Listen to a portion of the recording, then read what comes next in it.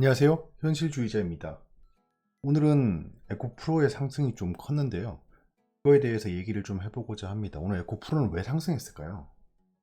지금 코스닥이 코스피보다 약하고 코스피 코스닥이 글로벌 증시보다 약합니다. 좀 좋지 않은 상황이긴 하지만 어찌되었건 돈은 효율적으로 흐르게 되어 있습니다. 안 오는 시장이 있으면 결국엔 돈이 나중에 들어옵니다. 그게 속칭 키맞추기라고 하죠. 그렇기 때문에 너무 시장에 대해서 비관적으로 생각하지 마시고 지금 현재 시장은 굉장히 좋습니다. 전 세계적인 경제는 되게 좋아요. 경기 회복 국면이고 경기 침체는 지나갔다라는 판단이 서고 있습니다. 그래서 금리 인하에 대한 얘기도 나오는 건데 지금 현재 화두는 금리 인하를 몇 번 하냐 뭐 이런 얘기를 하고 있잖아요. 지금 현재도 지금 이 시간에도 새벽 4시입니다. 이 시간에도 나스닥과 S&P는 상승하고 있습니다. S&P는 신고가 영역을 계속 주파하고 있고 그 나스닥은 신고가 영역대에 들어가고 있습니다. 역사적 신고가를 말하는 거죠. 그만큼 시장이 굉장히 강세고 그 중심에는 기술주들이 있습니다. AI, 바이오, 그다음에 뭐 4차 산업혁명 이런 종목들이 있겠죠. 한국에는 좀 제가 약한 이유 중에 하나로 분석하고 있는 게 한국은 지금 현재 강세를 이끌어가는 테마를 대표하는 회사가 없습니다. 그렇기 때문에 미국 시장만큼 오를 수가 없는 거죠. 이런 것들도 한번 분석해서 말씀드려 보겠습니다. 일단 오늘 코스닥이 강하게 상승했어요. 뚜렷한 호재는 없었어요. 9% 세 가지 소식이 들렸는데요. 첫 번째, 영업이익이 2,952억 원으로 전년비 반토막이 났다. 두 번째, 에코프로 BM을 코스피로 이전하겠다. 주주가치를 제고하겠다라는 얘기를 했고, 세 번째, 5대1 액면 분할을 추진한다라고 했습니다. 에코프로의 특징이 뭐죠? 우리는 에코프로를 계속 지켜보고 있고 에코프로를 단기적으로 들어가서 지금 홀딩하고 있잖아요. 사실 에코프로는 다시 말씀드리지만 고점을 찍을 때쯤 해서 정확하게 말씀드렸습니다. 에코프로의 주가는 끝났다. 이제 내려갈 일밖에 안 남았고 뭐 반토막 이상 날 수밖에 없다라고 말씀드리고 지금 반 이상 떨어졌죠. 이거는 뭐 자명한 사실이었어요. 좀 오버슈팅 감이 없잖아 있었고 예전에 그 미래에 이 산업이 상승한다, 이 산업이 매출이 많이 발생한다를 가정한 시가총액을 넘어선 지가 한참이 됐습니다. 조정은 필연적이었고 지금 기간 조정을 거치고 있는 겁니다. 오버슈팅에 대한 조정을 하고 있는 거죠. 그 과정에서 지금 공매도가 굉장히 많이 쌓여 있습니다. 이건 우리가 계속 같이 봤었죠. 자, 보시면 공매도 잔고가 요 산인데요, 산. 요 산이 지금 굉장히 높잖아요. 네, 공매도 잔고가 굉장히 많이 쌓여 있는 종목이다. 지금 현재 주가가 많이 하락했으나 거의 뭐 고점 대비 반토막 이상이 났죠. 공매도 잔고는 아직도 많이 남아있다라는 겁니다. 즉 에코프로는 공매도 잔고랑 뗄래야 뗄 수가 없습니다. 공매도 세력들도 어떻게든지 간에 상환할 수밖에 없겠죠. 언젠가는. 지금 공매도 금지 기간이기도 하고요. 근데 공매도가 참 늘어나는 거 보면 참 역겨워요. 그런 건 있죠. 액면 분할이라는 소식이 있었습니다. 주식을 분할해서 한 주당 가격을 낮춘다라는 건데요. 그러니까 예를 들면 100만 원짜리 그 한 주당 100만 원 하는 이 에코프로도 120만 원 했었죠.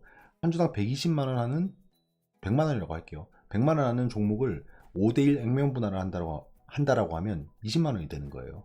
주식 수는 5배가 늘겠죠. 그냥 진짜 단순하게 쪼개는 거예요. 쪼개는 거. 그래서 액면을 분할한다라는 겁니다. 액면가를 분할하는 거죠, 결국엔.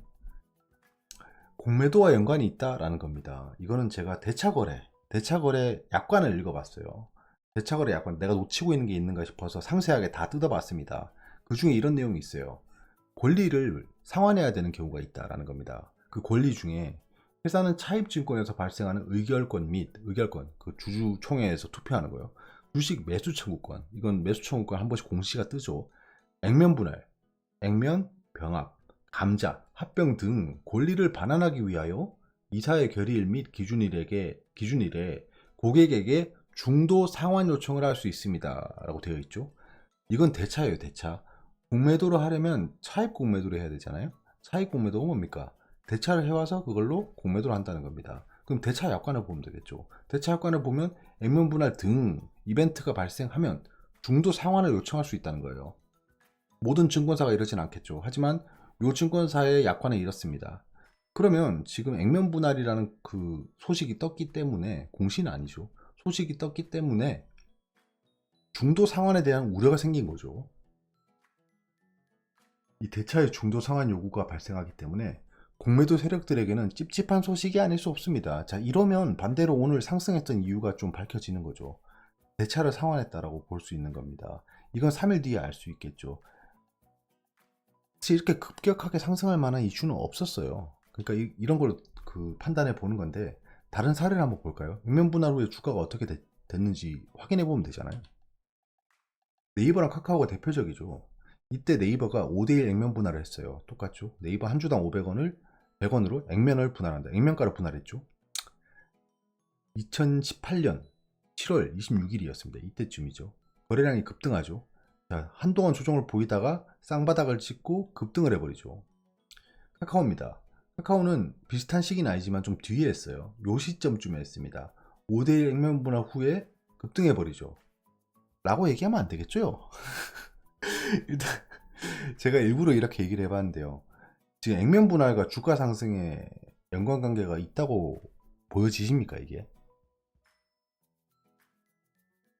그냥 네이버랑 카카오가 저때 당시 플랫폼 기업이 대두가 되고 있었고, 그 과정 속에서 상승을 크게 했던 겁니다. 그 뒤엔 조정을 둘 다 똑같이 보였죠.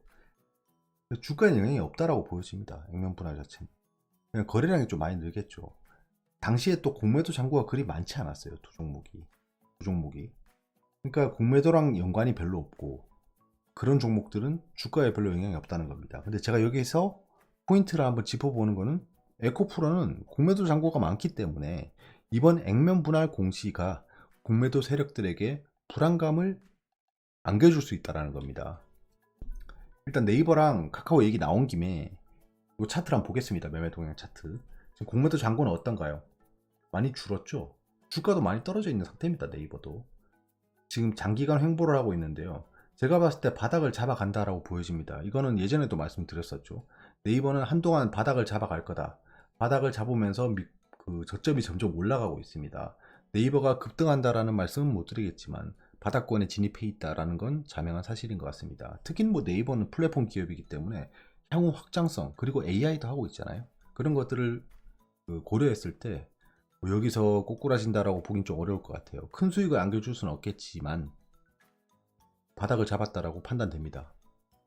카카오입니다. 카카오는 지금 거의 공매도 잔고를 거의 다 상환했어요. 진짜 거의 다 상환해서 거의 바닥에 진입해 있고, 카카오는 거의 바닥권이라고 판단하고 있는 거죠. 근데 네이버랑은 또 상황이 달라요. 보시면 네이버는 바닥을 잡으면서 밑꼬리를 찍고 올라가고 있는데, 카카오는 점점 저점에 아직 내려가고 있죠. 그래서 여기서 횡보를 하고 있기 때문에 카카오도 바닥을 찍었다라고 볼 수 있습니다. 그래서 카카오를 가지고 계신 분들은 굉장히 많이 물려있는 분들이 있으시겠지만, 여유 자금을 통해서 추가 매수를 한 뒤에 평단가를 좀 낮추는 겁니다. 그리고 상승을 한번 기다려봄이 어떨까라고 의견을 드려봅니다. 카카오나 네이버나 뭐 미래가 불투명하고 이런 기업은 아니잖아요. 로드맵도 확실하고, 그리고 AI, 플랫폼 이 두 가지 테마로 엮여 있기 때문에 언제든지 급등을 할 수 있는 종목들입니다. 우선은 에코프로에 대해서는 공매도 잔고를 확인해 봐야 될 것 같습니다. 3일 뒤에 볼 수 있겠죠. 숏스퀴즈, 숏 커버링이랑 다릅니다. 숏 커버링은 그냥 공매도를 상환한다는 뜻이고요. 숏스퀴즈는 공매도를 손절하기 시작하는 거예요. 그러니까 폭풍 매수가 들어오겠죠. 폭풍 매수가 들어오기 때문에 급등을 할 수 있습니다. 숏스퀴즈의 발생 가능성이 굉장히 높아졌다.